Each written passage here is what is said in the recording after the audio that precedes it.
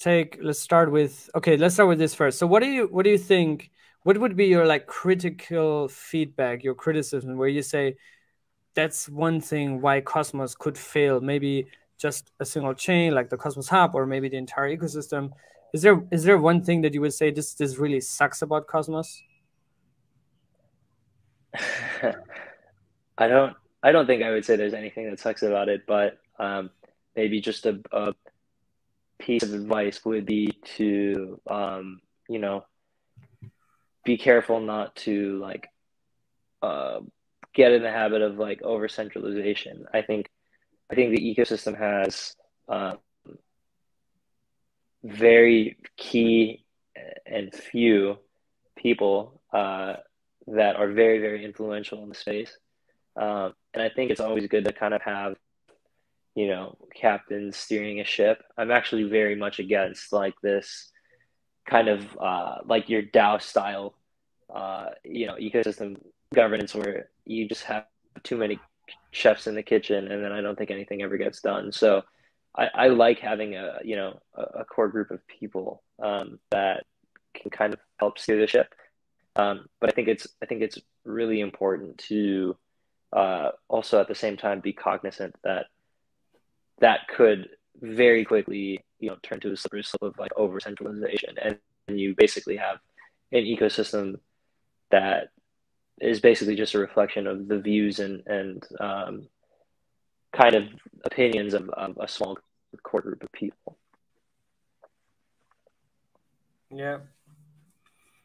Taki, do you have any concerns or anything to comment or add?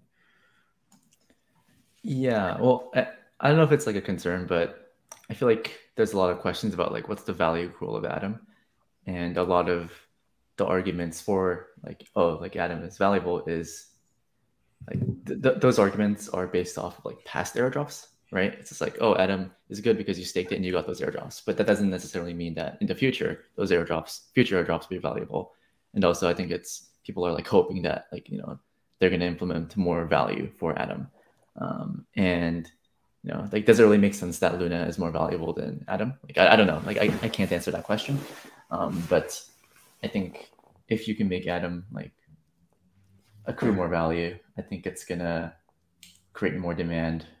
Because I feel like, I don't know. I feel like the argument against Atom, when I first saw it like $5 in 2020, and like the argument against it today is still there, right? It's like, oh yeah, like they're gonna add like value pool like properties, but that hasn't happened yet. And yeah, I mean, it's not really a complaint, but I feel like that's something that they can improve on. Yeah, that was like a random answer, but there you go. What would your answer be, Cito? I mean, I like a couple of weeks ago, like before I started to like, you know, do the splitting atom with Jack and got to talk with Billy and all these guys, I'm like, okay, I don't know, like, you know, what's really going to accrue value for the atom, but I think I'm trying to like understand more and more how, you know, interchain security could be a major thing, or IBC routing, or like a lot of these elements, and liquid staking could fix the tokenomics, right? Because that has also been a massive concern, that this dynamic inflation that is very static because you can't use your atoms. I think like a lot of these things are being addressed, but obviously it could also, you know, happen that, you know, some things don't ship as they should, and then, you know, there's no clear value proposition. One thing that I might see how the Cosmos Hub or Atom could fail is kind of like the right timing, because also there's, you know, Liam just talked about it earlier, a lot of like big chains that are coming to life now, and they have these, you know, they bring this massive innovation, they bring this like application specific use cases. And if all these like use cases, Celestia also that offers shared security and pluggable consensus, like if all these niches are taken and Atom just doesn't gain that traction, right, as this kind of like base currency and this public good within the ecosystem, where everybody is like, you know, this is kind of like the voluntary parent chain of them all without having to enforce dependencies. I think if this doesn't happen, this organic traction and network effects, it will be really hard as time progresses to position the hub to become that base asset of Cosmos, which it eventually actually should be, right? So and obviously it has a lot to do with, you know, the market cap, with the price. This conversation could be easily over if Atom just pumps to the top 3 now, or top 5, right? Like if it pulls an 8-hour sol, I think people would be like, oh yeah, Atom, the Cosmos Hub is the biggest coin in Cosmos and the most important, and why did you not buy it? You know, like this conversation could be over in like 2 weeks, you know, like, or 2 months or whatever. But still, there's a lot of milestones to achieve on that way from a fundamental perspective, I guess. Yeah, I agree with you. I think the other thing that's kind of tricky is, I think as a founder or as a builder in the Cosmos ecosystem, you are kind of presented with one or two options. If you're building, and this is specifically for anyone that's building a feature that could either be a standalone product or it could be part of the hub. A great example is Gravity Dex. And we all know that there was a lot of kind of, heated opinions, we'll say, around, whether Gravity Dex should have been its own thing or it should have been part of the hub.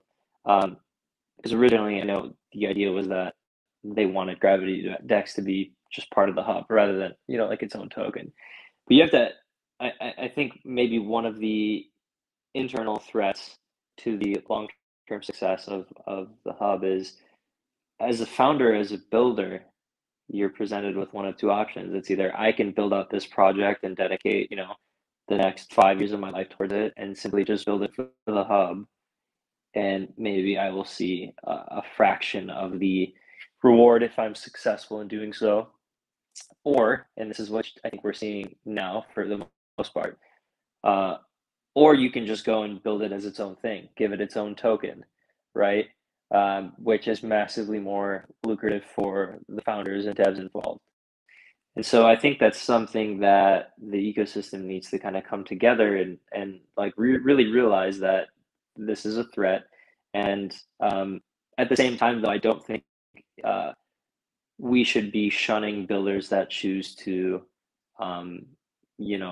build it as its own project, because I think there's also this kind of mob mentality to quickly attack any project that decides to just build its own product rather than building something specifically for the hub.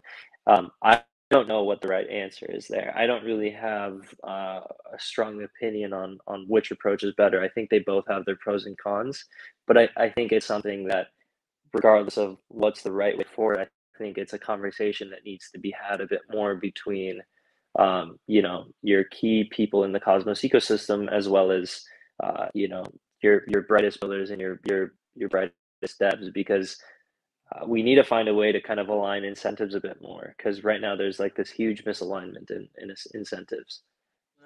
Yeah.